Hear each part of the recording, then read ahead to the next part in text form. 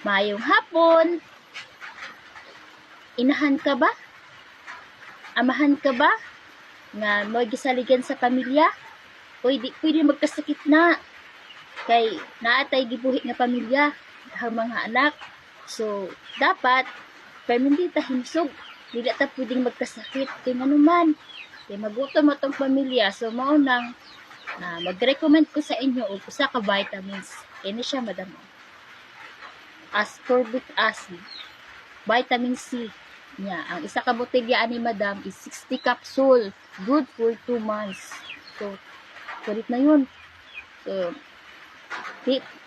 invest your health madam, kay lisod kay magkasakit madam. Magkasakit ka, wala na yun. Sa to ang pamilya. So, karon pa lang daan, take nag-vitamins madam. Ayaw tipira imong kaugalingon madam. Basta para sa imong health kay importante man ang madam kay ang baya kanang health is wealth. Na bawal din magkasakit kay usaon na lang atong pamilya. Magkasakit ta. So kaayo, so ingani take nag vitamins madam. Vitamin C at iyahanin palis pa palakason ato ang immune system para dito dali magkasakit. Labi na karon nga ulan, init nga og hinay kag immune, aw dali ra jud ka magkasakit.